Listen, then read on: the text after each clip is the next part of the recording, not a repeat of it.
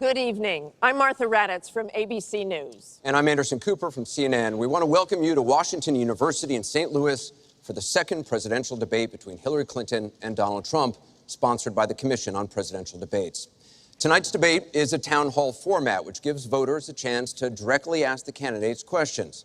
Martha and I will ask follow-up questions, but the night really belongs to the people in this room and to people across the country who have submitted questions online. The people you see on this stage were chosen by the Gallup organization. They are all from the St. Louis area and told Gallup they haven't committed to a candidate. Each of them came here with questions they want to ask, and we saw those questions for the first time this morning. Anderson and I and our team from ABC and CNN are the only ones who have seen them.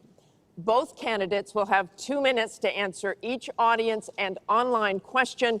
We hope to get to as many questions as we can, so we've asked the audience here not to slow things down with any applause, except for now. Ladies and gentlemen, the Republican nominee for President, Donald J. Trump, and the Democratic nominee for President, Hillary Clinton.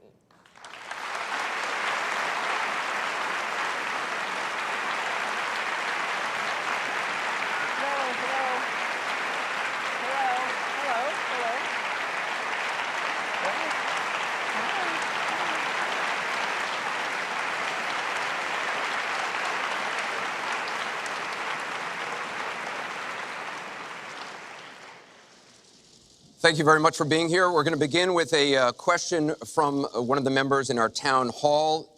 Each of you will have 2 minutes to respond to this question. Secretary Clinton, you won the coin toss, so you'll go first. Our first question comes from Patrice Brock. Patrice? Thank you and good evening.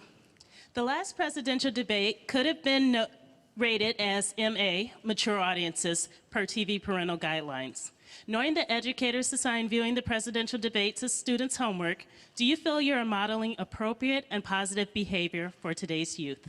Well, thank you. Are you a teacher?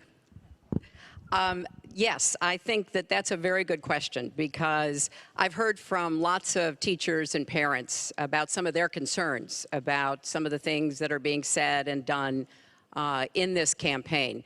And I think it is very important for us to make clear to our children that our country really is great because we're good. And we are going to respect one another, lift each other up. We are going to be looking for ways to celebrate our diversity. And we are going to try to reach out to every boy and girl, as well as every adult, to bring them in to working on behalf of our country. I have a very positive and optimistic view about what we can do together. That's why the slogan of my campaign is Stronger Together. Because I think if we work together, if we overcome the divisiveness that sometimes sets Americans against one another, and instead we make some big goals, and I've set forth some big goals, getting the economy to work for everyone, not just those at the top, making sure that we have the best education system from preschool through college and making it affordable, and so much else. If we set those goals and we go together to try to achieve them, there's nothing, in my opinion, that America can't do. So that's why I hope that we will come together in this campaign. Obviously, I'm hoping to earn your vote. I'm hoping to be elected in November, and I can promise you I will work with every American. I want to be the president for all Americans, regardless of your political beliefs, where you come from, what you look like, your religion. I want us to heal our country and bring it together, because that's, I think, the best way for us to get the future that our children and our grandchildren deserve. Secretary Clinton, thank you. Mr. Trump, you have 2 minutes. Well, I actually agree with that. I agree with everything she said. I began this campaign because I was so tired of seeing such foolish things happen to our country. This is a great country. This is a great land. I've gotten to know the people of the country over the last year and a half that I've been doing this as a politician. I cannot believe I'm saying that about myself, but I guess I have been a politician. And my whole concept was to make America great again. When I watch the deals being made, when I watch what's happening with some horrible things like Obamacare, where your health insurance and health care is going up by numbers that are astronomical, 68%, 59%, 71%. When I look at the Iran deal and how bad a deal it is for us, it's a one-sided transaction where we're giving back $150 billion to a terrorist state, really the #1 terrorist state. We've made them a strong country from really a very weak country just 3 years ago. When I look at all of the things that I see and all of the potential that our country has, we have such tremendous potential, whether it's in business and trade, where we're doing so badly. Last year, we had an almost $800 billion trade deficit. In other words, trading with other countries, we had an $800 billion deficit. It's hard to believe. Inconceivable. You say, who's making these deals? We're going to make great trade deals. We're going to have a strong border. We're going to bring back law and order. Just today, a policeman was shot, 2 killed, and this is happening on a weekly basis. We have to bring back respect to law enforcement. At the same time, we have to take care of people on all sides. We need justice. But I want to do things that haven't been done, including fixing and making our inner cities better for the African-American citizens that are so great, and for the Latinos, Hispanics. And I look forward to doing it. It's called Make America Great Again. Thank you, Mr. Trump. The question from Patrice was about, are you both modeling positive and appropriate behaviors for today's youth? We received a lot of questions online, Mr. Trump, about the tape that was released on Friday. As you can imagine, you called what you said locker room banter. You described kissing women without consent, grabbing their genitals. That is sexual assault. You bragged that you have sexually assaulted women. Do you understand that? No, I didn't say that at all. I don't think you understood what was said. This was locker room talk. I'm not proud of it. I apologize to my family. I apologize to the American people. Certainly, I'm not proud of it. But this is locker room talk. You know, when we have a world where you have ISIS chopping off heads, where you have, and frankly, drowning people in steel cages, where you have wars and horrible, horrible sights all over, where you have so many bad things happening. This is like medieval times. We haven't seen anything like this, the carnage all over the world. And they look and they see. Can you imagine the people that are, frankly, doing so well against us with ISIS? And they look at our country and they see what's going on. Yes, I'm very embarrassed by it. I hate it. But it's locker room talk, and it's one of those things. I will knock the hell out of ISIS. We're going to defeat ISIS. ISIS happened a number of years ago in a vacuum that was left because of bad judgment. And I will tell you, I will take care of ISIS. So, Mr. And Trump, we should get on to much more important things and much bigger things. Just for the record, though, are you saying that what you said on that bus 11 years ago, that you did not actually kiss women without consent or grope women without consent? I have great respect for women. Nobody has more respect for women than I do. So for the record, you're saying you never did that? I said things that, frankly, you hear these things I said, and I was embarrassed by it, but I have tremendous respect for women. Have you ever done those things? Women have respect for me, and I will tell you, no, I have not. And I will tell you that I'm going to make our country safe. We're going to have borders in our country, which we don't have now. People are pouring into our country, and they're coming in from the Middle East and other places. We're going to make America safe again. We're going to make America great again, but we're going to make America safe again. And we're going to make America wealthy again, because if you don't do that, it sounds harsh to say, but we have to build up the wealth of our nation. Right now, other nations are taking our jobs and they're taking our wealth. Thank you, Mr. Trump. And that's what I want to talk about. Secretary Clinton, do you want to respond? Well, like everyone else, I've spent a lot of time thinking over the last 48 hours about what we heard and saw. You know, with prior Republican nominees for president, I disagreed with them on politics, policies, principles, but I never questioned their fitness to serve. Donald Trump is different.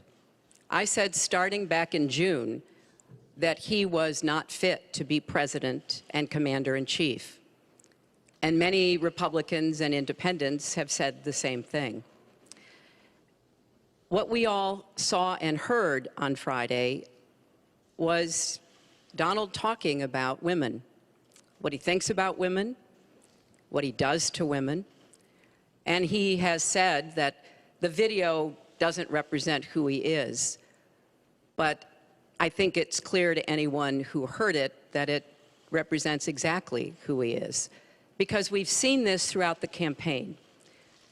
We have seen him insult women.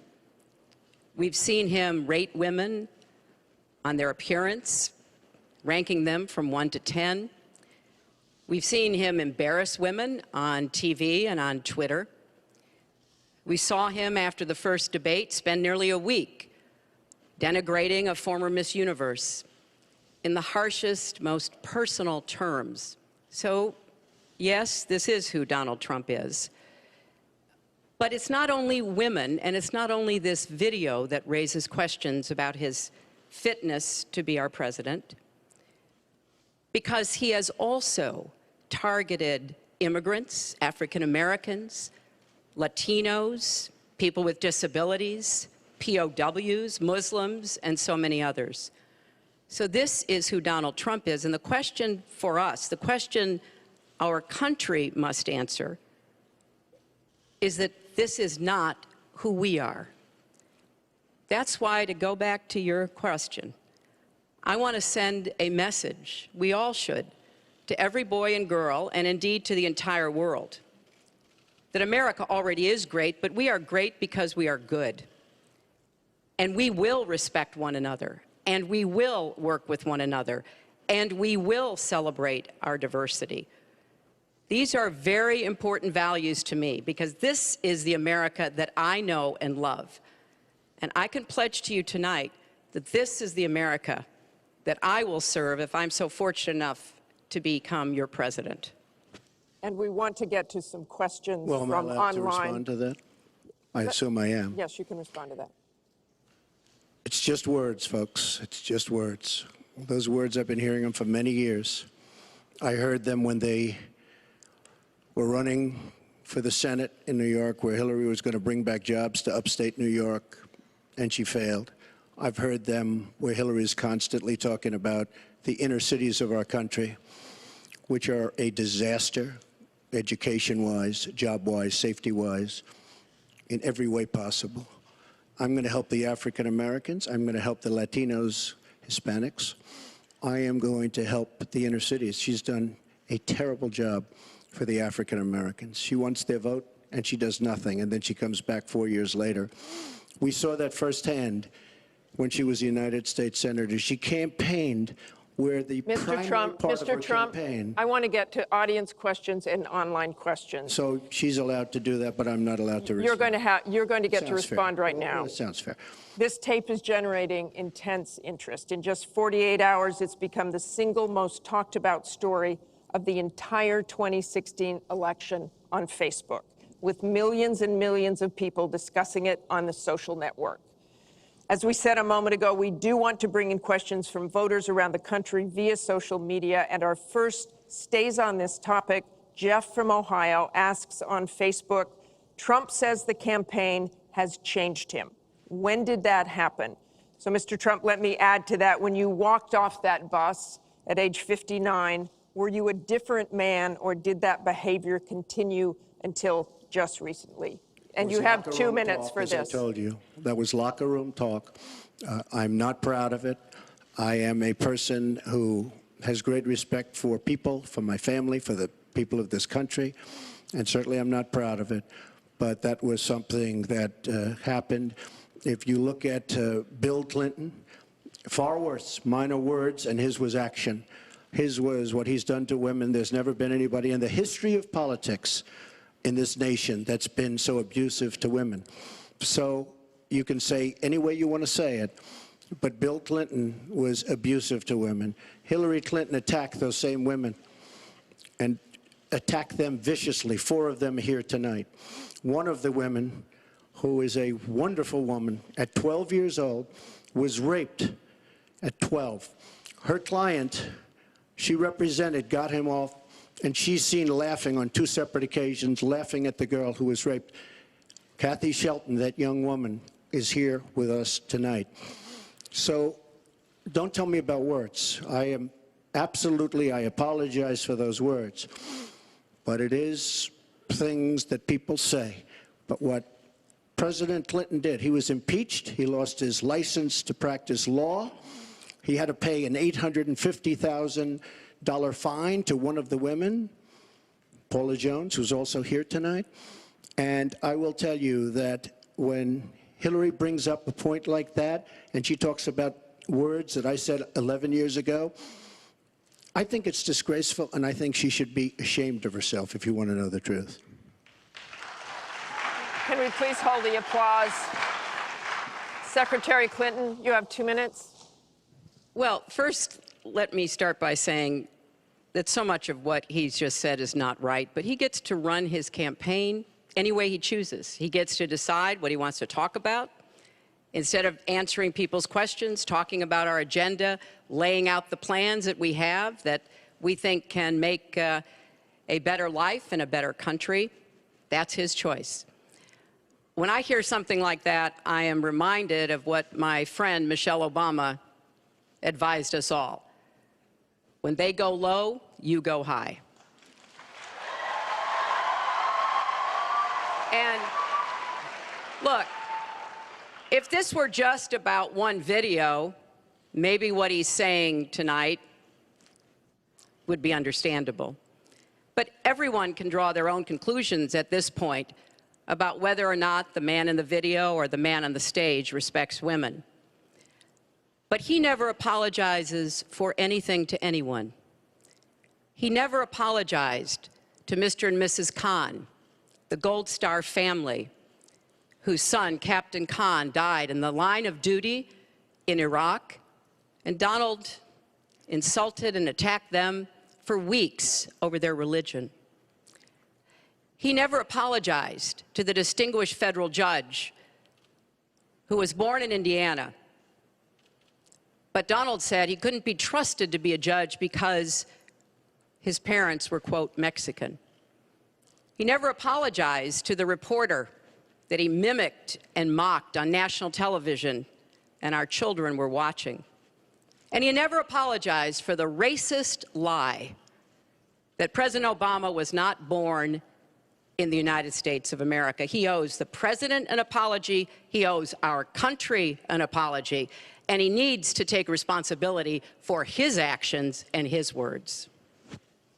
Well, you owe the president an apology because, as you know very well, your campaign, Sidney Blumenthal, he's another real winner that you have, and he's the one that got this started along with your campaign manager, and they were on television just 2 weeks ago, she was saying exactly that. So you really owe him an apology. You're the one that sent the pictures around your campaign, sent the pictures around with President Obama in a certain garb.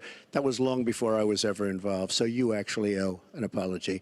And number two, Michelle Obama. I've gotten to see the commercials that they did on you. And I've gotten to see some of the most vicious commercials I've ever seen of Michelle Obama talking about you, Hillary. So you talk about friend, go back and take a look at those commercials. A race where you lost, fair and square, unlike the Bernie Sanders race where you won, but not fair and square, in my opinion. And all you have to do is take a look at WikiLeaks and just see what they said about Bernie Sanders and see what Deborah Wasserman Schultz had in mind, because Bernie Sanders, between superdelegates and Deborah Wasserman Schultz, he never had a chance. And I was so surprised to see him sign on with the devil. But when you talk about apology, I think the one that you should really be apologizing for, and the thing that you should be apologizing for, are the 33,000 emails that you deleted and that you acid washed. And then the 2 boxes of emails and other things last week that were taken from an office and are now missing. And I'll tell you what, I didn't think I'd say this, but I'm going to say it. And I hate to say it. But if I win, I am going to instruct my Attorney General to get a special prosecutor to look into your situation, because there has never been so many lies, so much deception. There has never been anything like it. And we're going to have a special prosecutor. When I speak, I go out and speak. The people of this country are furious. In my opinion, the people that have been long-term workers at the FBI are furious. There has never been anything like this, where emails, and you get a subpoena, You get a subpoena, and after getting the subpoena, you delete 33,000 emails. And then you acid wash them, or bleach them, as you would say, a very expensive process. So we're going to get a special prosecutor, and we're going to look into it, because you know what? People have been, their lives have been destroyed for doing 1/5 of what you've done, and it's a disgrace. And honestly, you ought to be ashamed of yourself. Secretary Clinton, I want to Martha, follow up on that. I'm going to let you talk about emails. Because everything he just said is absolutely false, but I'm not surprised. Really? In the first debate, the audience needs to calm down here. I told people that it would be impossible to be fact-checking Donald all the time. I'd never get to talk about anything I want to do and how we're going to really make lives better for people. So once again, go to HillaryClinton.com. We have literally Trump. You can fact-check him in real time. Last time at the first debate, we had millions of people fact-checking, so I expect we'll have millions more fact-checking because, you know, it's just awfully good that someone with the temperament of Donald Trump is not in charge of the law in our country. Yeah, because you'd be in jail. Secretary Clinton.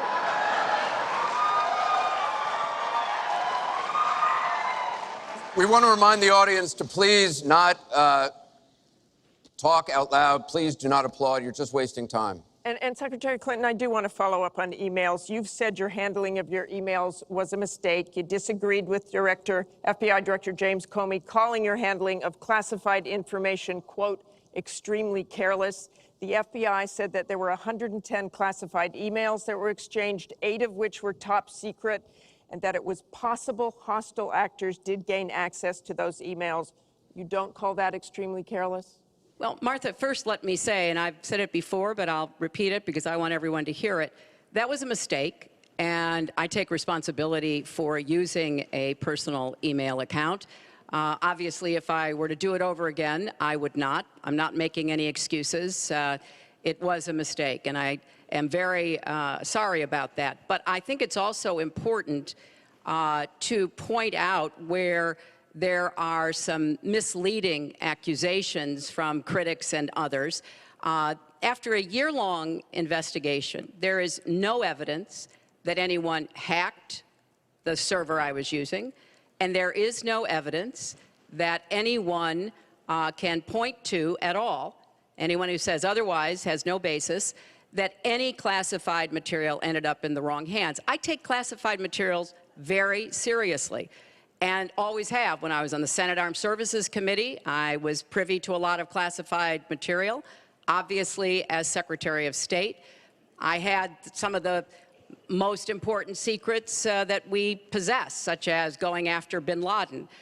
So I am very committed to taking classified information seriously, and as I said, there is no evidence that any classified information ended up in the wrong hands. Okay, we're going to move on. And yet, she didn't know the letter C on a document, right? She didn't even know what that letter meant. You know, it's amazing. I'm watching Hillary go over facts, and she's going after fact after fact, and she's lying again because she said what she did with the emails was fine. You think it was fine to delete 33,000 emails? I don't think so. She said the 33,000 emails had to do with her daughter's wedding, number one, and a yoga class. Well, maybe we'll give 3 or 4 or 5 or something. 33,000 emails deleted. And now she's saying there wasn't anything wrong. And more importantly, that was after getting a subpoena. That wasn't before. That was after. She got it from the United States Congress. And I'll be honest, I am so disappointed in congressmen, including Republicans, for allowing this to happen. Our Justice Department, where her husband goes onto the back of an airplane for 39 minutes, talks to the Attorney General days before a ruling is going to be made on her case. But for you to say that there was nothing wrong with you deleting 39,000 emails, again, you should be ashamed of yourself, what you did. And this is after getting a subpoena from the United States Congress. We have to move on. Secretary Clinton, you can respond, and then we got to move on. We want to give the audience a chance you'd be put in jail, let alone after getting a subpoena from the United States Secretary Congress. Clinton, you can respond, then we have to move on to an audience question. Look, It's just not true. And so please go you didn't to delete them? Allow her to respond, those were please. personal emails, not official. 33,000? Yeah, Not right. well. We turned over 35,000. So Oh, yeah. it was. What about the other 15,000? Please allow her to respond. She didn't talk while you talked. Yes, that's true. I didn't. And you I have didn't nothing in to the say. first debate, and I'm going to try not to in this debate because I'd like to get to the questions that the people have brought here tonight to talk to us about. And get off this question. Okay, Donald, I know you're into big diversion tonight, anything to avoid talking about your campaign and the way it's exploding and the way Republicans are leaving you. But Let's at see what least happens focus at the Allow her on to some of respond. the Let's see what issues happens. that people care about tonight. Let's get to their questions. We have a question here from Ken Karpowitz. He has a question about health care. Ken? I'd like to know, Anderson, why aren't you bringing up the emails? I'd like to know. Why aren't you We getting brought up to the bottom? emails. No, it hasn't. It hasn't. And it hasn't been finished at all. Ken Karpowitz has a question. It's nice to 1-on-3. Thank you. Affordable Care Act, known as Obamacare, it is not affordable. Premiums have gone up, deductibles have gone up, co-pays have gone up, prescriptions have gone up, and the coverage has gone down. What will you do to bring the costs down and make coverage better? That first one goes to Secretary Thank Clinton you. because you started out the last one to the audience.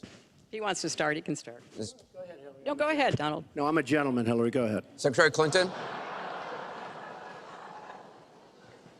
Well, I think Donald was about to say he's going to solve it by repealing it and getting rid of the Affordable Care Act. And I'm going to fix it because I agree with you.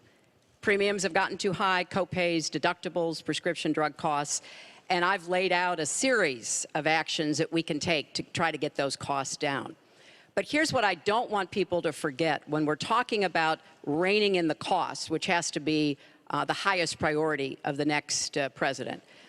When the Affordable Care Act passed, it wasn't just that 20 million people got insurance who didn't have it before, but that in and of itself was a good thing. I meet these people all the time, and they tell me what a difference having that insurance meant to them and their families. But everybody else, the 170 million of us who get health insurance through our employers, got big benefits. Number one, insurance companies can't deny you coverage because of a pre-existing condition. Number two, no lifetime limits, which is a big deal if you have serious health problems. Number three, women can't be charged more than men for our health insurance, which is the way it used to be before the Affordable Care Act. Number four, if you're under 26 and your parents have a policy, you can be on that policy until the age of 26, something that didn't happen before. So I want very much to save what works and is good about the Affordable Care Act. But we've got to get costs down. We've got to provide some additional help to small businesses so that they can afford to provide health insurance. But if we repeal it, as Donald has proposed, and start over again, all of those benefits I just mentioned are lost to everybody, not just people who get their health insurance on the exchange. And then we would have to start all over again. Right now, we are at 90% health insurance coverage. That's the highest we've ever been in our country. Secretary Clinton, so I your time's want us up. to get to 100%, but get costs down and keep quality up. Mr. Trump, you have 2 minutes. It is such a great question, and it's maybe the question I get almost more than anything else outside of defense. Obamacare is a disaster. You know it. We all know it. It's going up at numbers that nobody's ever seen worldwide. Nobody's ever seen numbers like this for health care. It's only getting worse. In 17, it implodes by itself. Their method of fixing it is to go back and ask Congress for more money, more and more money. And we have right now almost $20 trillion in debt. Obamacare will never work. It's very bad health insurance, far too expensive. And not only expensive for the person that has it, unbelievably expensive for our country. It's going to be one of the biggest line items very shortly. We have to repeal it and replace it with something absolutely much less expensive and something that works, where your plan can actually be tailored. We have to get rid of the lines around the state, artificial lines, where we stop insurance companies from coming in and competing because they wanted, President Obama and whoever was working on it, They want to leave those lines because that gives the insurance companies essentially monopolies. We want competition. You will have the finest health care plan there is. She wants to go to a single-payer plan, which would be a disaster, somewhat similar to Canada.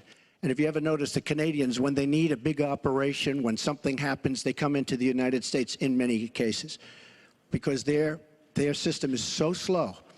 It's catastrophic in certain ways. But she wants to go to single payer, which means the government basically rules everything. Hillary Clinton has been after this for years. Obamacare was the first step. Obamacare is a total disaster. And not only are your rates going up by numbers that nobody's ever believed, but your deductibles are going up. So that unless you get hit by a truck, you're never going to be able to use it. Mr. Trump, it is a disastrous plan, and it has to be repealed and replaced. Secretary Clinton, let me follow up with you. Your husband called Obamacare, quote, the craziest thing in the world, saying that small business owners are getting killed as premiums double, coverage is cut in half.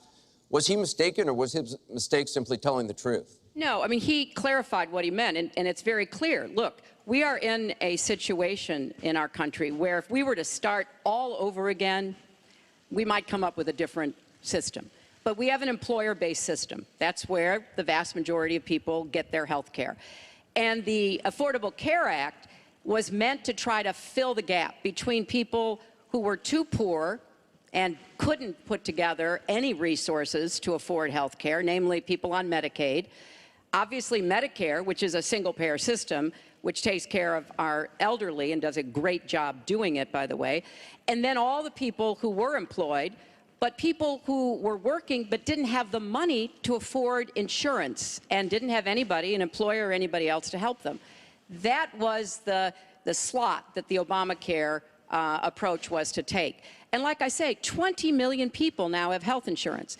So if we just rip it up and throw it away, what Donald's not telling you is we just turn it back to the insurance companies the way it used to be. And that means the insurance companies get to do pretty much whatever they want, including saying, look, I'm sorry, you've got diabetes, you had cancer, your child has asthma. Your time is up. You may not be able to have insurance because you can't afford it. So let's fix what's broken about it, but let's not throw it away and give it all back to the insurance companies and the drug companies. Let me follow up with you, Mr. That's not going to work. Mr. Trump, let me follow up on this. I just wanted just one thing. First of all, Hillary, everything's broken about it, everything.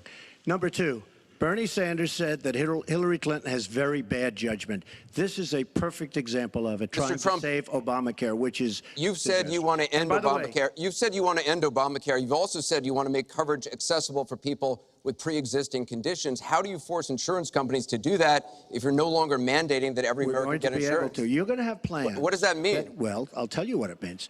You're going to have plans that are so good because we're going to have so much competition in the insurance industry once we break out the lines and allow the competition to come. Are you going to have a mandate that Americans have to have health insurance? President Obama, by keeping those lines, the boundary lines around each state, and it was almost gone until just very toward the end of the passage of Obamacare, which, by the way, was a fraud. You know that, because Jonathan Gruber, the architect of Obamacare, he said it was a great lie. It was a big lie. President Obama said you keep your doctor, you keep your plan. The whole thing was a fraud, and it doesn't work. But when we get rid of those lines, you have competition, and we will be able to keep pre-existing. We'll also be able to help people that don't have money, because we are going to have people protected. And Republicans feel this way, believe it or not, and strongly this way. We're going to block grant into the states. We're going to block grant into Medicaid into the states so that we will be able to take care of people without the necessary funds to take care of themselves. Thank you, Mr. Trump. We now go to Gorba Hamid with a question for both candidates. Hi. There are 3.3 million Muslims in the United States, and I'm one of them. You've mentioned working with Muslim nations, but with Islamophobia on the rise, how will you help people like me deal with the consequences of being labeled as a threat to the country after the election is over? Mr. Trump, you're first. Well, you're right about Islamophobia, and that's a shame. But one thing we have to do is we have to make sure that, because there is a problem. I mean, whether we like it or not, and we can be very politically correct, but whether we like it or not, there is a problem. And we have to be sure that Muslims come in and report when they see something going on. When they see hatred going on, they have to report it. As an example, in San Bernardino, many people saw the bombs all over the apartment of the two people that killed 14 and wounded many, many people. Horribly wounded. They'll never be the same. Muslims have to report the problems when they see them. And, you know, there's always a reason for everything. If they don't do that, it's a very difficult situation for our country. Because you look at Orlando, and you look at San Bernardino, and you look at the World Trade Center, go outside, you look at Paris, look at that horrible, these are radical Islamic terrorists. And she won't even mention the word, and nor will President Obama. He won't use the term radical Islamic terrorism. Now, to solve a problem, you have to be able to state what the problem is, or at least say the name. She won't say the name, and President Obama won't say the name, but the name is there. It's radical Islamic terror. And before you solve it, you have to say the name. Secretary Clinton. Well, thank you for asking your question. And I've heard this question from a lot of Muslim Americans across our country.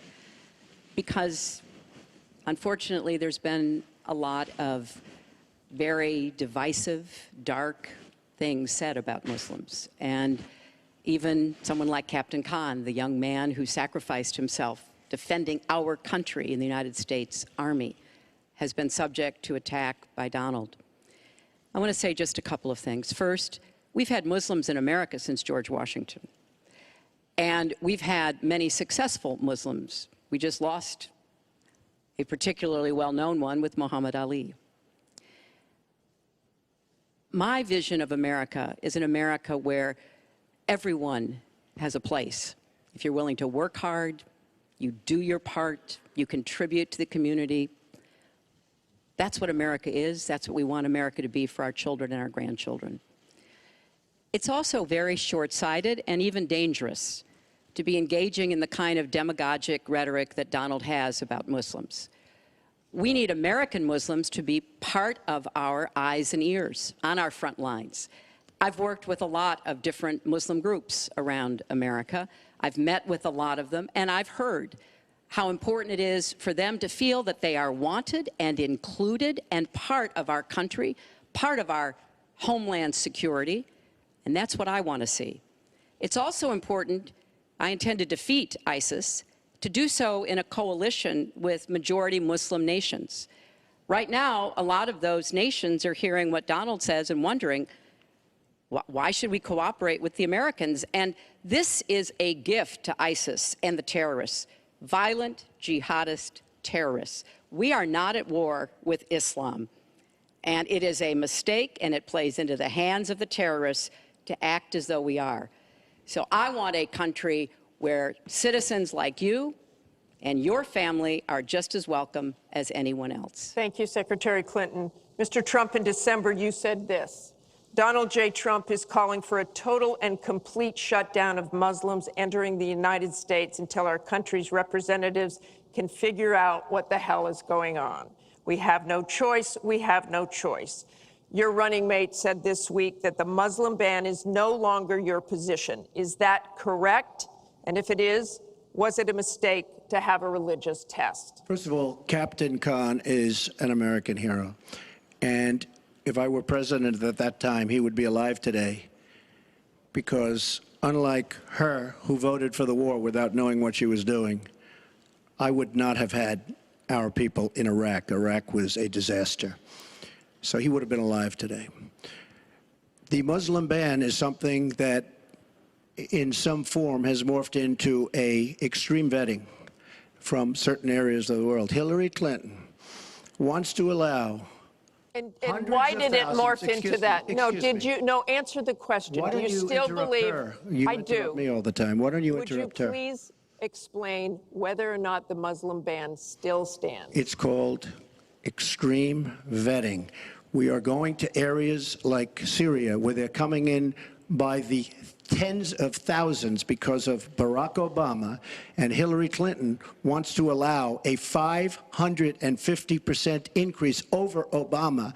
People are coming into our country like we have no idea who they are, where they're from, what their feelings about our country is, and she wants 550% more. This is going to be the great Trojan horse of all time. We have enough problems in this country. I believe in building safe zones. I believe in having other people pay for them. As an example, the Gulf states who are not carrying their weight, but they have nothing but money, and take care of people. But I don't want to have, with all the problems this country has and all of the problems that you see going on, hundreds of thousands of people coming in from Syria when we know nothing about them, we know nothing about their values, and we know nothing about their love for our country. And Secretary Clinton, let me ask you about that, because you have asked for an increase from 10 to 65,000 Syrian refugees. We know you want tougher vetting. That's not a perfect system. So why take the risk of having those refugees come into the country? Well, first of all, I will not let anyone into our country that I think poses a risk to us. But there are a lot of refugees, women and children. Think of that picture we all saw of that 4-year-old boy with the blood on his forehead because he'd been bombed by the Russian and Syrian air forces. There are children suffering in this catastrophic war, largely, I believe, because of Russian aggression, and we need to do our part. We by no means are carrying anywhere near the load that Europe and others are. But we will have vetting that is as tough as it needs to be from our professionals, our intelligence experts, and others. But it is important for us as a policy, not to say, as Donald has said, we're going to ban people based on a religion. How do you do that? We are a country founded on religious freedom and liberty. How do we do what he has advocated without causing great distress within our own country? Are we going to have religious tests when people fly into our country? And how do we expect to be able to implement those? So I thought that what he said was extremely unwise and even dangerous. And indeed, you can look at the propaganda on a lot of the terrorist sites, and what Donald Trump says about Muslims is used to recruit fighters because they want to create a war between us. And the final thing I would say, this is the 10th or 12th time that he's denied being for the war in Iraq. We have it on tape. The entire press corps has looked at it. It's been debunked, but it never stops him from saying whatever he wants to say. Has not been debunked. So please has not been debunked. And go to HillaryClinton.com and you can see it. I was against the war in Iraq. Has not been debunked. And you voted for it, and you shouldn't have. Well, I just want There's been lots of fact-checking on that. I'd like to move on to an online question. She just went about 25 seconds over her time. She Could did I not. just respond to this, please? Very quickly, please. Hillary Clinton, in terms of having people come into our country, we have many criminal illegal aliens. When we want to send them back to their country says we don't want them. In some cases, they're murderers, drug lords, drug problems, and they don't want them. And Hillary Clinton, when she was Secretary of State, said, that's okay, we can't force it into their country. Let me tell you, I'm going to force them right back into their country. They're murderers and some very bad people. And I will tell you very strongly, when Bernie Sanders said she had bad judgment, she has really bad judgment, because we are letting people into this country that are going to cause problems and crime like you've never seen. We're also letting drugs pour through our southern border at a record clip, and it shouldn't be allowed to happen. ICE just endorsed me. They've never endorsed a presidential candidate. The Border Patrol agents, 16,500, just recently endorsed me. And they endorsed me because I understand the border. She doesn't. She wants amnesty for everybody. Come right in, come right over.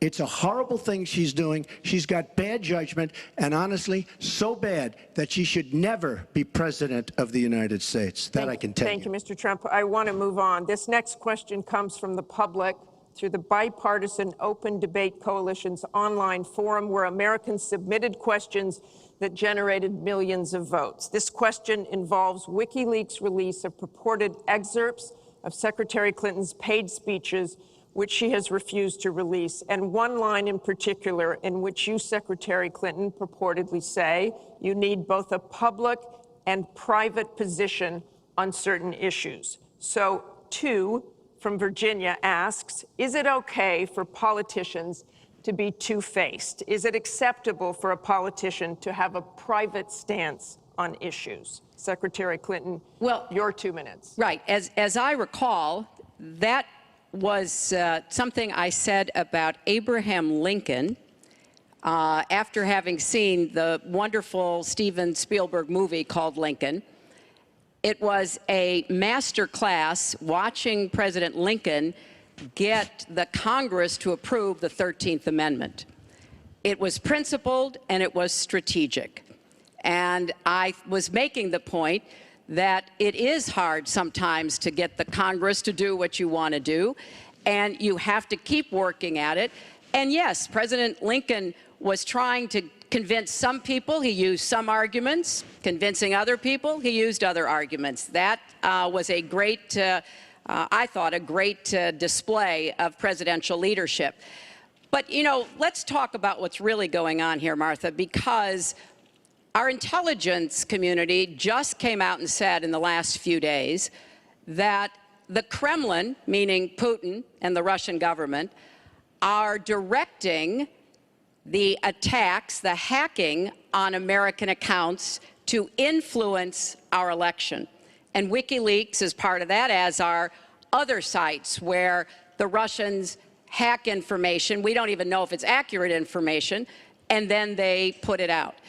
We have never in the history of our country been in a situation where an adversary, a foreign power, is working so hard to influence the outcome of the election. And believe me, they're not doing it to get me elected. They're doing it to try to influence the election for Donald Trump. Now, maybe because he has praised Putin, maybe because he says he agrees with a lot of what Putin wants to do, maybe because he wants to do business in Moscow. I don't know the reasons. But we deserve answers. And we should demand that Donald release all of his tax returns so that people can see what are the entanglements and the financial relationships we're going to get to that later. He has Secretary with Clinton, Russians and you're out other of time. foreign powers. Well, I think I should Mr. respond Trump. because it's so ridiculous. Look, now she's blaming, she got caught in a total lie. Her papers went out to all her friends at the banks, Goldman Sachs and everybody else. And she said things, WikiLeaks, that just came out. And she lied. Now she's blaming the lie on the late, great Abraham Lincoln. That's one that I haven't. Okay, Honest Abe. Honest Abe never lied. That's the good thing. That's the big difference between Abraham Lincoln and you. That's a big, big difference. We're talking about some difference. But as far as other elements of what she was saying, I don't know, Putin. I think it would be great if we got along with Russia because we could fight ISIS together, as an example. But I don't know Putin. But I notice anytime anything wrong happens, they like to say, the Russians. She doesn't know if it's the Russians doing the hacking. Maybe there is no hacking. But they always blame Russia. And the reason they blame Russia is because they think they're trying to tarnish me with Russia. I know nothing about Russia. I know about Russia, but I know nothing about the inner workings of Russia. I don't deal there. I have no businesses there. I have no loans from Russia. I have a very, very great balance sheet, so great that when I did the old post office on Pennsylvania Avenue, the United States government, because of my balance sheet, which they actually know very well, chose me to do the old post office between the White House and Congress, chose me to do the old post office. One of the primary things, in fact, perhaps the primary thing, was balance sheet. But I have no loans with Russia. You could go to the United States government and they would probably tell you that because they know my sheet very well in order to get that development I had to have. Now, the taxes are a very simple thing. As soon as I have, first of all, I pay hundreds of millions of dollars in taxes. Many of our friends took bigger deductions. Warren Buffett took a massive deduction. Soros, who's a friend of hers, took a massive deduction. Many of the people that are giving her all this money that she can do many more commercials than me took massive deductions. I pay hundreds of millions of dollars in taxes. But as soon as my routine audit's finished, I'll release my returns. I'll be very proud to. They're Thank you, actually Mr. Trump. We've got to, we're on turn, actually, to the topic of taxes. We have a question from Spencer Moss. Spencer? Good evening. My question is, what specific tax provisions will you change to ensure the wealthiest Americans pay their fair share in taxes? Mr. Trump, you have 2 minutes. Well, one thing I do is get rid of carried interest. One of the greatest provisions for people like me, to be honest with you. I give up a lot when I run because I knock out the tax code.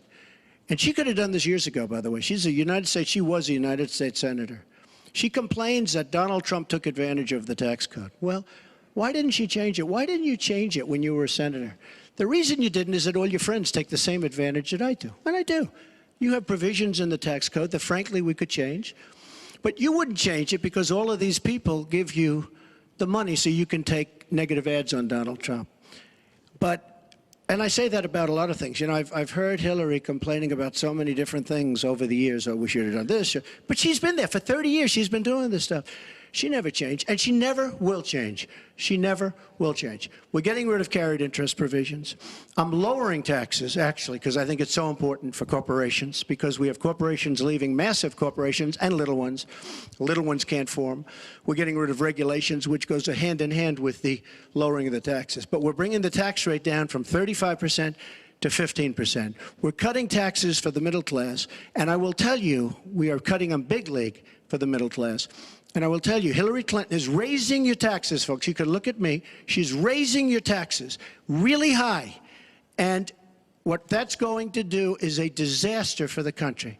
But she is raising your taxes, and I'm lowering your taxes. That in itself is a big difference. We are going to be thriving again. We have no growth in this country. There's no growth. If China has a GDP of 7%, it's like a national catastrophe. We're down at 1%.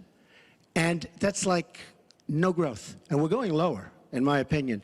And a lot of it has to do with the fact that our taxes are so high, just about the highest in the world. And I'm bringing them down to one of the lower in the world. And I think it's so important, one of the most important things we can do. But she is raising everybody's taxes massively. Secretary Clinton, you have 2 minutes. The question was, what specific tax provisions will you change to ensure the wealthiest Americans pay their fair share of taxes? Well, everything you've heard just now from Donald is not true. I'm sorry I have to keep saying this, but he lives in an alternative reality. And it is sort of amusing to hear somebody who hasn't paid federal income taxes in maybe 20 years talking about what he's going to do. But I'll tell you what he's going to do. His plan will give the wealthy and corporations the biggest tax cuts they've ever had, more than the Bush tax cuts by at least a factor of 2. Donald always takes care of Donald and people like Donald, and this would be a massive gift. And indeed, the way that he talks about his tax cuts would end up raising taxes on middle-class families, millions of middle-class families. Now, here's what I want to do. I have said nobody who makes less than $250,000 a year, and that's the vast majority of Americans, as you know, will have their taxes raised, because I think we've got to go where the money is. And the money is with people who've taken advantage of every single break in the tax code. And yes, when I was a senator, I did vote to close corporate loopholes. I voted to close, I think, one of the loopholes he took advantage of when he claimed $1 billion loss that enabled him to avoid paying taxes. I want to have a tax on people who are making $1 million. It's called the Buffett rule. Yes, Warren Buffett is the one who's gone out and said somebody like him should not be paying a lower tax rate than his secretary. I want to have a surcharge on incomes above $5 million. We have to make up for lost times because I want to invest in you. I want to invest in hardworking families.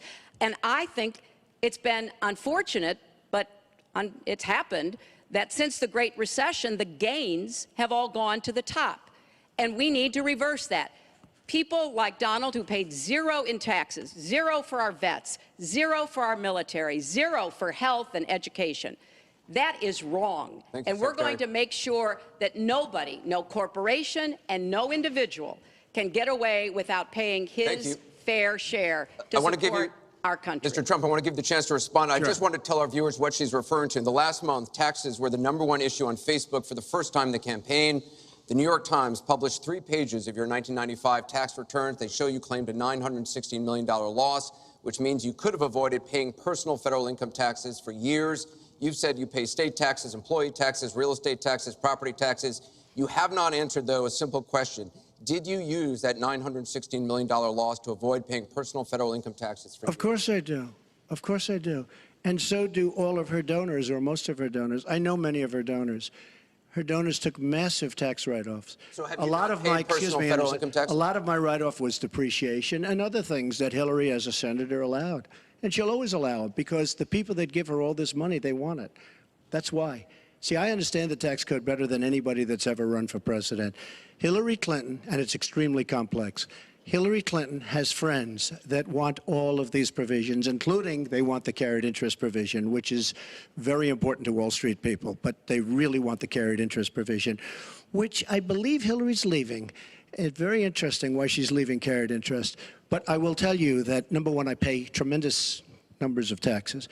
I absolutely used it, and so did Warren Buffett, and so did George Soros, and so did many of the other people that Hillary is getting money from. Now, I won't mention their names because they're rich, but they're not famous, so we won't make them famous. Can you say how many years you have avoided paying personal federal income taxes? No, but I pay tax, and I pay federal tax, too.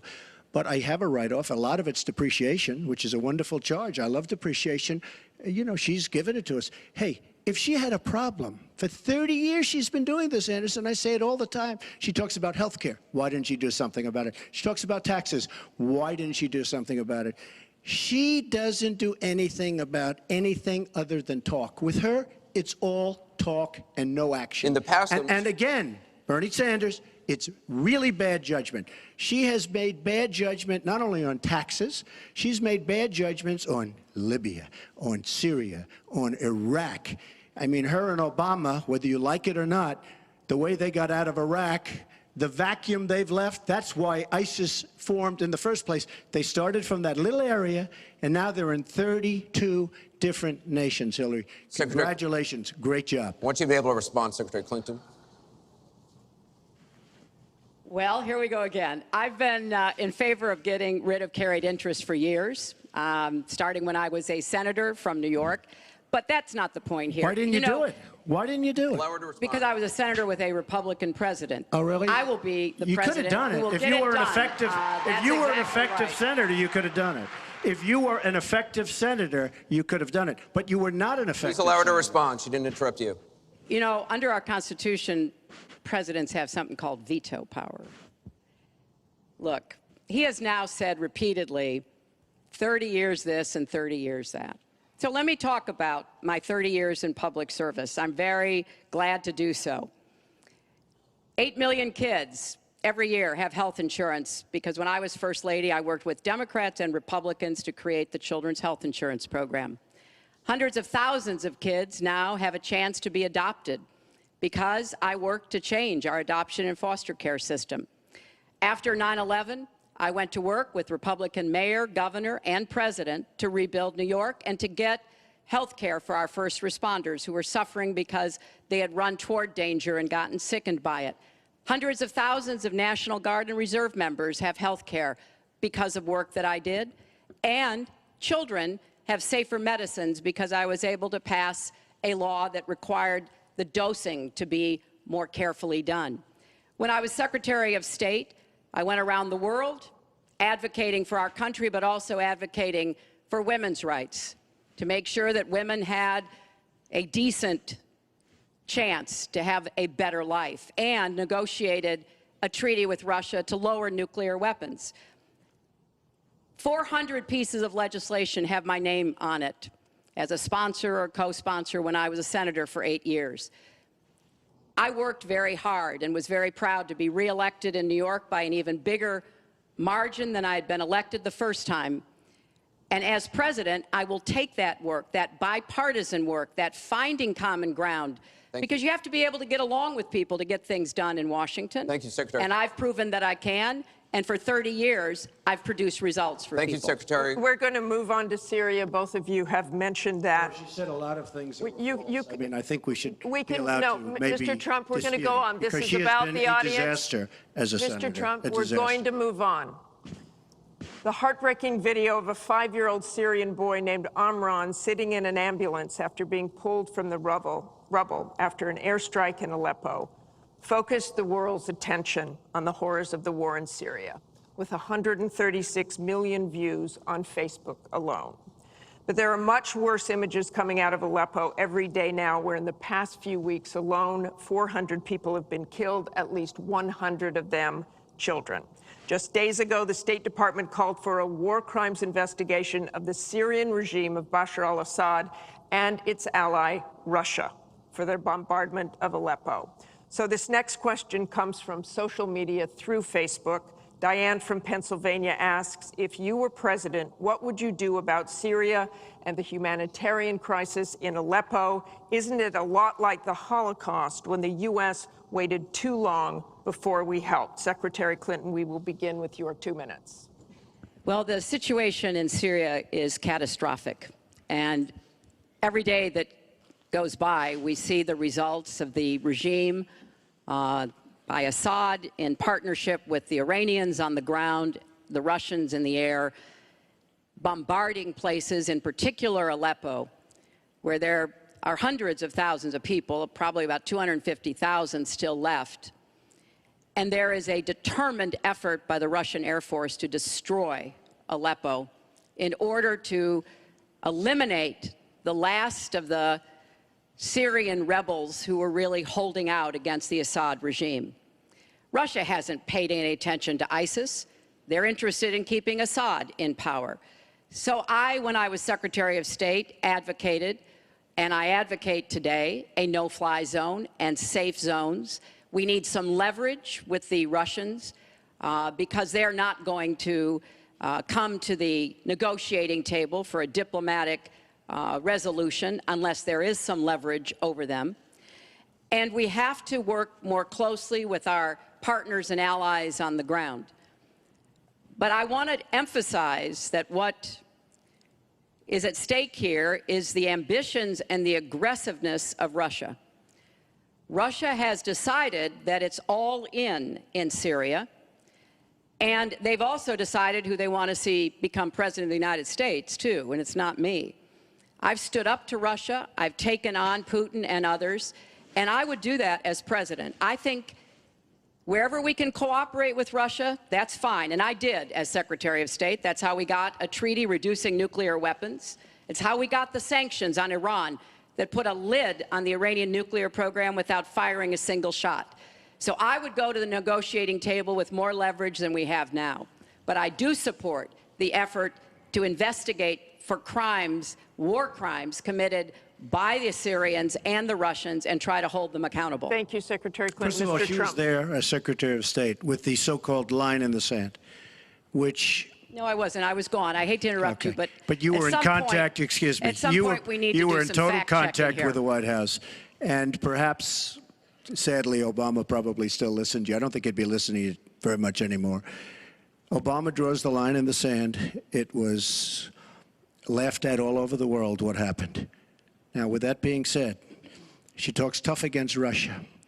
But our nuclear program has fallen way behind, and they've gone wild with their nuclear program. Not good. Our government shouldn't have allowed that to happen. Russia is new in terms of nuclear. We are old, we're tired, we're exhausted in terms of nuclear. A very bad thing. Now, she talks tough. She talks really tough against Putin and against Assad. She talks in favor of the rebels. She doesn't even know who the rebels are. You know, every time we take rebels, whether it's in Iraq or anywhere else, we're arming people. And you know what happens? They end up being worse than the people. Look at what she did in Libya with Gaddafi. Gaddafi's out. It's a mess. And by the way, ISIS has a good chunk of their oil. I'm sure you probably have heard that. It was a disaster. Because the fact is, almost everything she's done in foreign policy has been a mistake, and it's been a disaster. But if you look at Russia, just take a look at Russia, and look at what they did this week, where I agree she wasn't there, but possibly she's consulted. We sign a peace treaty. Everyone's all excited. Well, what Russia did with Assad, and by the way, with Iran, who you made very powerful with the dumbest deal perhaps I've ever seen in the history of deal-making, the Iran deal with $150 billion, with the $1.7 billion in cash, which is enough cash to fill up this room. But look at that deal. Iran now and Russia are now against us. So she wants to fight. She wants to fight for rebels. There's only one problem. You don't even know who the rebels are. Mr. Trump, So Mr. what's Trump, the your purpose? 2 minutes And one is thing I have up. to say, Your 2 minutes I don't is like up. Assad at all, but Assad is killing ISIS. Russia is killing ISIS, and Iran is killing ISIS. And those three have now lined up because of our weak foreign policy. Mr. Trump, let me repeat the question. If you were president, what would you do about Syria and the humanitarian crisis in Aleppo? And I want to remind you what your running mate said. He said provocations by Russia need to be met with American strength, and that if Russia continues to be involved in airstrikes along with the Syrian government forces of Assad, the United States of America should be prepared to use military force to strike the military targets of the Assad regime. Okay. He and I haven't spoken, and I disagree. I disagree. You disagree with your running I think we have mate. to knock out ISIS. Right now, Syria is fighting ISIS. We have people that want to fight both at the same time. But Syria is no longer Syria. Syria is Russia, and it's Iran, who she made strong, and Kerry and Obama made into a very powerful nation and a very rich nation very, very quickly, very, very quickly. I believe we have to get ISIS.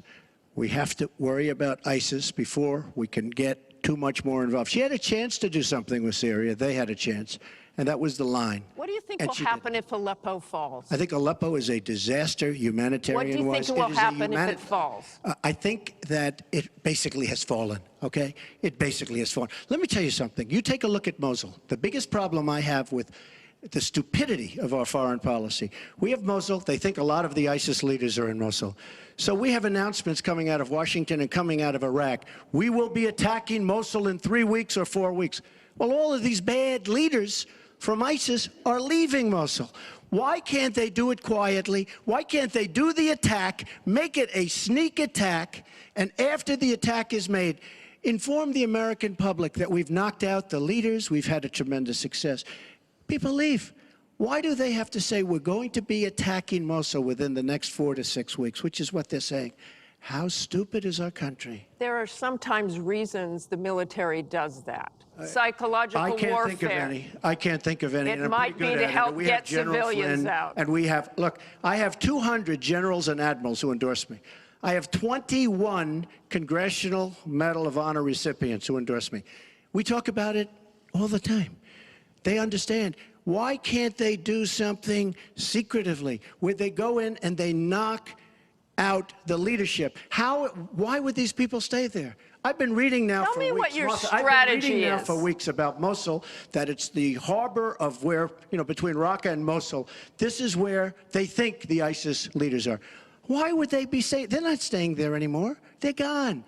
Because everybody's talking about how Iraq, which is us with our leadership, goes in to fight Mosul. Now, with these 200 admirals and generals, they can't believe it. All I say is this: General George Patton, General Douglas MacArthur are spinning in their grave at the stupidity of what we're doing in the Middle East. I'm going to go to Secretary Clinton. Secretary Clinton, you want Assad to go. You advocated arming rebels, but it looks like that may be too late for Aleppo. You talk about diplomatic efforts. Those have failed. Ceasefires have failed.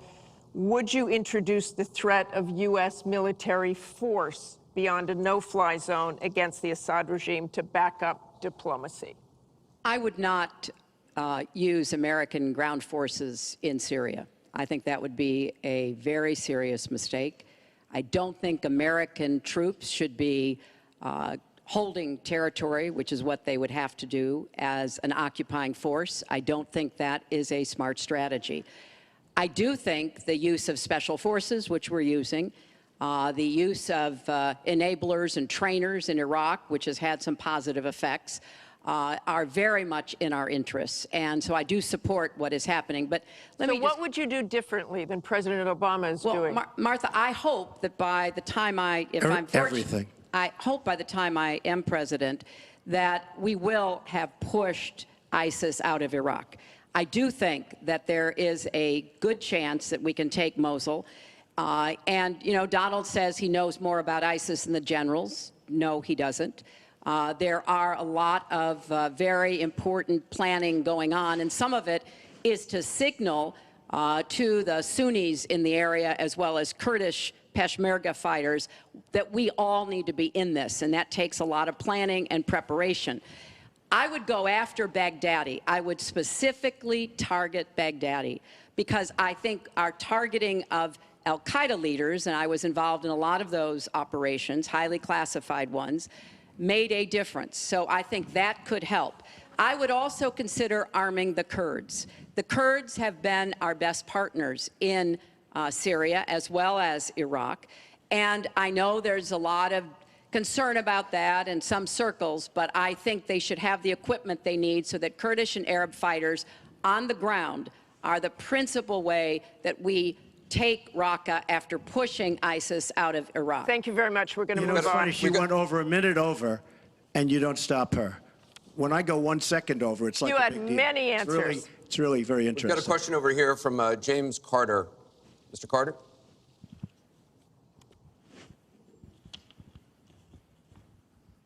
My question is, do you believe you can be a devoted president to all the people in the United States? That question begins for Mr. Trump.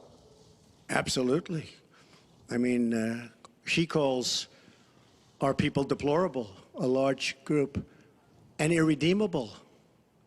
I will be a president for all of our people, and I'll be a president that will turn our inner cities around and will give strength to people and will give economics to people and will bring jobs back, because NAFTA, signed by her husband, is perhaps the greatest disaster trade deal in the history of the world, not in this country.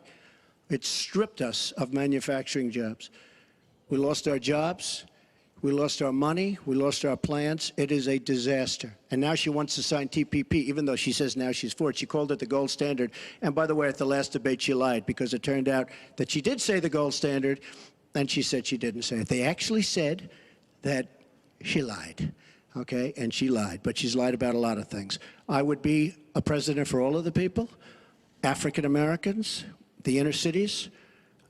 Devastating what's happening to our inner cities. She's been talking about it for years. As usual, she talks about it, nothing happens. She doesn't get it done. Same with the Latino Americans, the Hispanic Americans, the same exact thing. They talk, they don't get it done. You go into the inner cities and you see it's 45% poverty. African Americans now, 45% poverty in the inner cities. The education is a disaster. Jobs are essentially non-existent. I mean, it's, you know, and I've been saying at big speeches where I have 20 and 30,000 people, what do you have to lose? It can't get any worse. And she's been talking about the inner cities for 25 years. Nothing's going to ever happen. Let me tell you, if she's president of the United States, nothing's going to happen. It's just going to be talk. And all of her friends, the taxes we were talking about, and I would just get it by osmosis. She's not doing any me favors. But by doing all the others favors, she's doing me favors. Mr. Trump, thank you. But I will tell you, she's all talk. It doesn't get done. All you have to do is take a look at her Senate run. Take a look at upstate New York. Your 2 minutes is up. Secretary Clinton, It turned out 2 to be a minutes. disaster. You have 2 minutes, Secretary Clinton. Well, 67% of the people voted to re-elect me when I ran for my second term, and I was very proud and very humbled by that. Mr. Carter, I have tried my entire life to do what I can to support children and families. You know, right out of law school, I went to work for the Children's Defense Fund, and Donald talks a lot about, you know, the 30 years I've been in public service. I'm proud of that. You know, I started off as a young lawyer working against discrimination against African American children in schools and in the criminal justice system. I worked to make sure that kids with disabilities could get a public education, something that I care very much about. I have worked with Latinos. One of my first jobs in politics was down in South Texas, registering Latino citizens to be able to vote. So I have a deep devotion, to use your absolutely correct word, to making sure that every American feels like he or she has a place in our country. And I think when you look at the letters that I get, a lot of people are worried that maybe they wouldn't have a place in Donald Trump's America. they write me, and one woman wrote me about her son, Felix. She adopted him from Ethiopia when he was a toddler. He's 10 years old now. This is the only country he's ever known. And he listens to Donald on TV, and he said to his mother one day, will he send me back to Ethiopia if he gets elected? You know, children listen to what is being said, to go back to the very, very first question. And there's a lot of fear that, in fact, teachers and parents are calling it the Trump effect. Bullying is up. A lot of people are feeling, you know, uneasy. A lot of kids are expressing their concerns. So first and foremost, I will do everything I can to reach out to everybody, Secretary Democrats, Clinton. Republicans, independents, people across our country.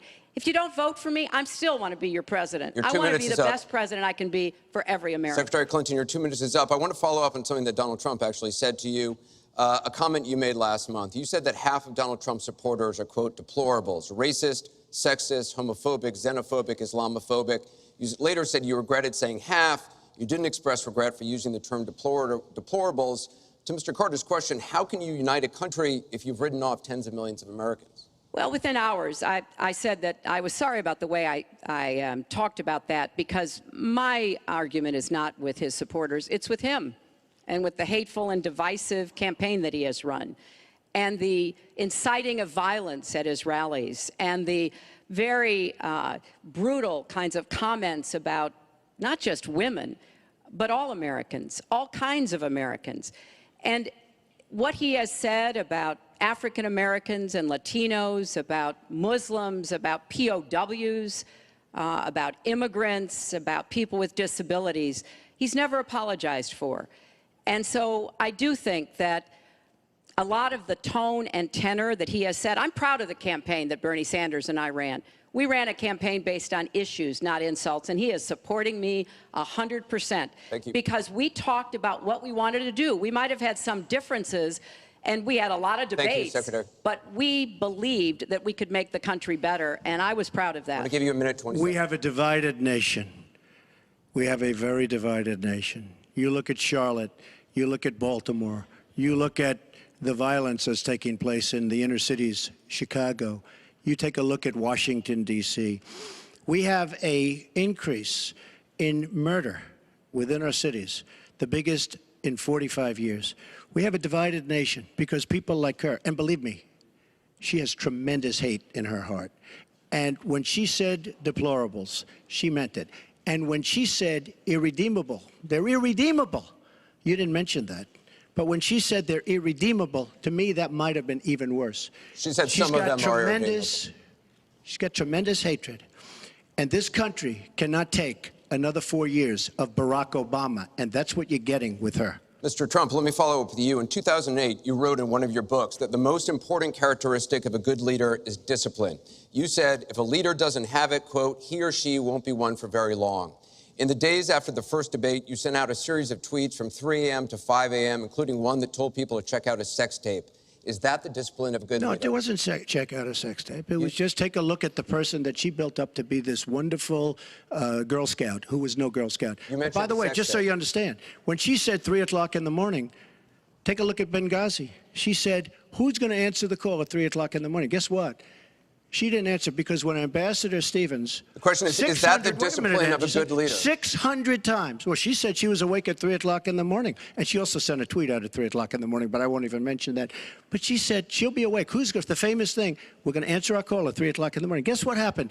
Ambassador Stevens sent 600 requests for help. And the only one she talked to was Sidney Blumenthal, who's her friend. And not a good guy, by the way. So, you know, she shouldn't be talking about that. Now, tweeting happens to be a modern-day form of communication. I mean, you can like it or not like it. I have, between Facebook and Twitter, I have almost 25 million people. It's a very effective way of communication. So you can put it down, but it is a very effective form of communication. I'm not unproud of it, to be honest with you. Secretary Clinton, does Mr. Trump have the discipline to be a good leader? No. I'm shocked to hear that. Well, it's not only my opinion, it's the opinion of many others, national security experts, Republicans, former Republican members of Congress. But it's in part because those of us who have had the great privilege of seeing this job up close and know how difficult it is, and it's not just because I watched my husband take a $300 billion deficit and turn it into a $200 billion surplus, and 23 million new jobs were created, and incomes went up for everybody. Everybody. African-American incomes went up 33%. And it's not just because I worked with George W. Bush after 9/11, and I was very proud that when I told him what the city needed, what we needed to recover, he said, "You've got it," and he never wavered. He stuck with me.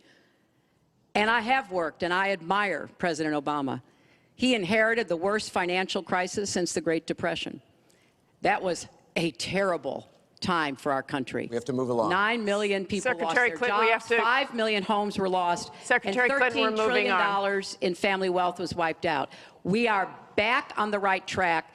He would send us back into recession with his tax plans. Secretary Clinton, we are moving to an audience question. We're almost out of time. We have another. Mr. Trump, we're moving to an audience question.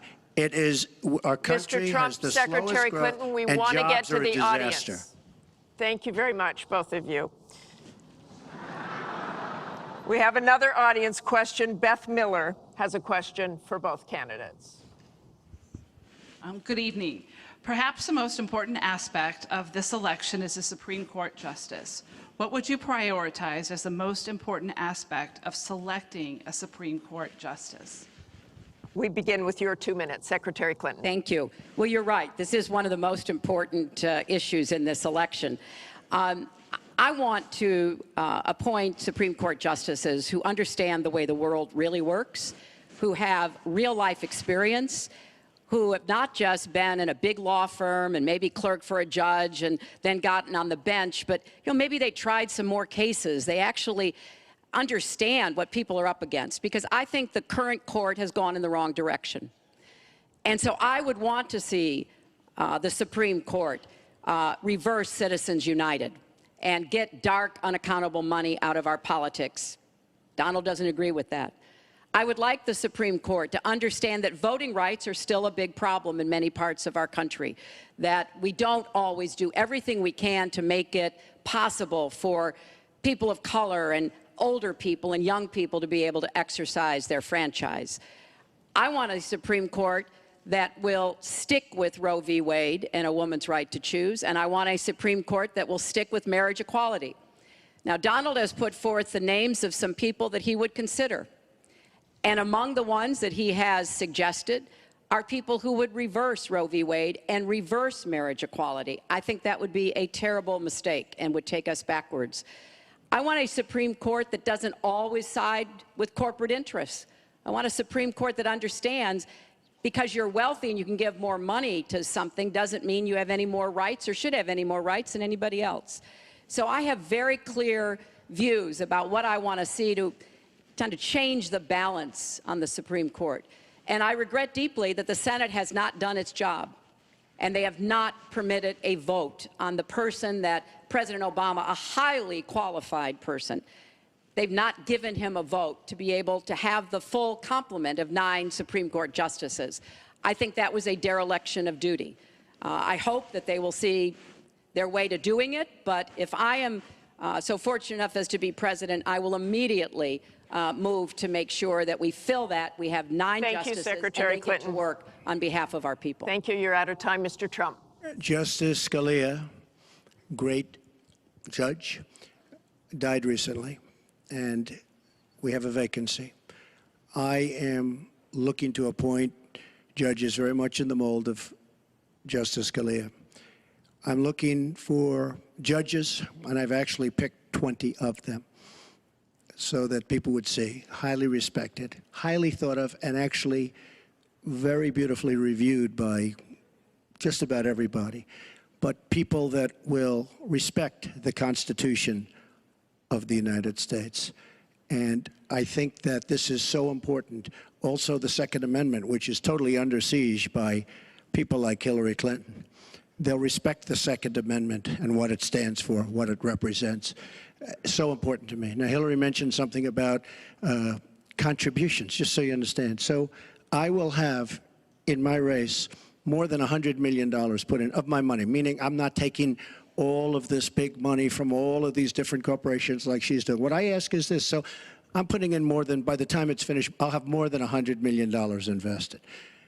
Pretty much self-funding mine. We're raising money for the Republican Party, and we're doing tremendously on the small donation, $61 average or so. I asked Hillary, why doesn't she made $250 million by being in office? She used the power of her office to make a lot of money. Why isn't she funding, not for $100 million, but why don't you put 10 or 20 or 25 or $30 million into your own campaign? It's $30 million less for special interests that will tell you exactly what to do. And it would really, I think, be a nice sign to the American public. Why aren't you putting some money in? You have a lot of it. You've made a lot of it because of the fact that you've been in office. You made a lot of it while you were Secretary of State, actually. So why aren't you putting money into your own campaign? I'm just curious.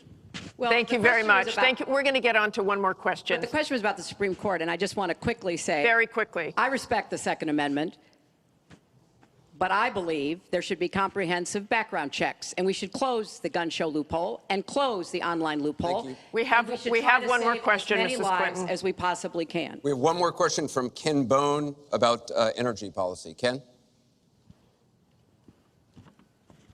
What steps will your energy policy take to meet our energy needs, while at the same time remaining environmentally friendly and minimizing job loss for fossil power plant workers? Mr. Trump, 2 minutes. Absolutely. I think it's such a great question because energy is under siege by the Obama administration, under absolute siege. The EPA, Environmental Protection Agency, is killing these energy companies. And foreign companies are now coming in, buying so many of our different plants, and then rejiggering the plant so that they can take care of their oil.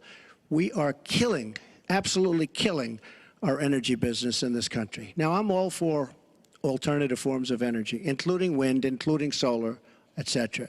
But we need much more than wind and solar. And you look at our miners. Hillary Clinton wants to put all the miners out of business. There is a thing called clean coal. Coal will last for 1,000 years in this country. Now we have natural gas and so many other things because of technology. We have unbelievable, we have found over the last 7 years, we have found tremendous wealth right under our feet. So good, especially when you have 20 trillion in debt. I will bring our energy companies back. They'll be able to compete. They'll make money. They'll pay off our national debt. They'll pay off our tremendous budget deficits, which are tremendous. But we are putting our energy companies out of business. We have to bring back our workers. You take a look at what's happening to steel and the cost of steel, and China dumping vast amounts of steel all over the United States, which essentially is killing our steel workers and our steel companies. We have to guard our energy companies. We have to make it possible. The EPA is so restrictive that they are putting our energy companies out of business. And all you have to do is go to a great place like West Virginia or places like Ohio, which is phenomenal, or places like Pennsylvania, and you see what they're doing to the people, miners and others in the energy business. It's a disgrace. Your time is up. Thank you, sir. It's an absolute disgrace. And actually, Secretary Clinton, 2 minutes. Well, that was very interesting. First of all, China is illegally dumping steel in the United States, and Donald Trump is buying it to build his buildings, putting steel workers and American steel plants out of business. That's something that I fought against as a senator, and that I would have a trade prosecutor to make sure that we don't get taken advantage of by China on steel or anything else. You know, because it sounds like you're in the business or you're aware of people in the business, you know that we are now, for the first time ever, energy independent. We are not dependent upon the Middle East, but the Middle East still controls a lot of the prices. So the price of oil has been way down, and that has had a damaging effect on a lot of the oil companies, right? We are, however, producing a lot of natural gas, which serves as a bridge to more renewable fuels, and I think that's an important transition. We've got to remain energy independent. It gives us much more power and freedom than to be worried about what goes on in the Middle East. We have enough worries over there without having to worry about that. So I have a comprehensive energy policy, but it really does include fighting climate change because I think that is a serious problem. And I support moving toward more clean, renewable energy as quickly as we can because I think we can be the 21st century clean energy superpower and create millions of new jobs and businesses. But I also want to be sure that we don't leave people behind. That's why I'm the only candidate from the very beginning of this campaign who had a plan to help us revitalize coal country. Because those coal miners and their fathers and their grandfathers, they dug that coal out. A lot of them lost their lives, they were injured, but they turned the lights on and they powered our factories. I don't want to walk away from them, so we've got to do something for them. But the price of coal is down worldwide. So we have to look at this comprehensively, and that's exactly what I have proposed. I hope you will go to HillaryClinton.com and look at my entire policy. One more audience question. We've sneaked in one more question, and it comes from Carl Becker.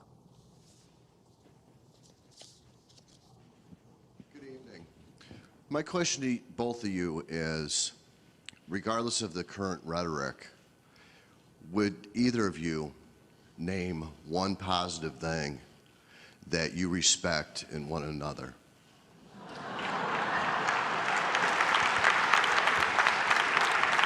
Mr. Trump, would you like to go first? Well, I certainly will, because I think that's a very fair and important question. Look, I respect his children. His children are incredibly able and devoted, and I think that says a lot about Donald. I don't agree with nearly anything else he says or does, but I do respect that. And I think that is something that, as a mother and a grandmother, is very important to me. So I believe that this election has become, in part, so conflict-oriented, so intense, because there's a lot at stake. This is not an ordinary time, and this is not an ordinary election. We are going to be choosing a president who will set policy for not just 4 or 8 years, but because of some of the important decisions we have to make here at home and around the world, from the Supreme Court to energy and so much else. And so there is a lot at stake. It's one of the most consequential elections that we've had. And that's why I've tried to put forth specific policies and plans, trying to get it off of the personal and put it on to what it is I want to do as president. And that's why I hope people will check on that for themselves so that they can see that, yes, I've spent 30 years, actually maybe a little more, working to help kids and families, and I want to take all that experience to the White House and do that every single day. Mr. Trump. Well, I consider her statement about my children to be a very nice compliment. I don't know if it was meant to be a compliment, but it is a great. I'm very proud of my children, and they've done a wonderful job, and they've been wonderful, wonderful kids. So I consider that a compliment. I will say this about Hillary. She doesn't quit. She doesn't give up. I respect that. I tell it like it is. She's a fighter. I disagree with much of what she's fighting for. I do disagree with her judgment in many cases. But she does fight hard, and she doesn't quit, and she doesn't give up. And I consider that to be a very good trait. Thanks to both of you. I want to thank both the candidates. I want to thank the university here. This concludes the town hall meeting. Our thanks to the candidates, the commission, Washington University, and to everybody who watched. Please tune in on October 19th for the final presidential debate that will take place at the University of Nevada, Las Vegas. Good night, everyone.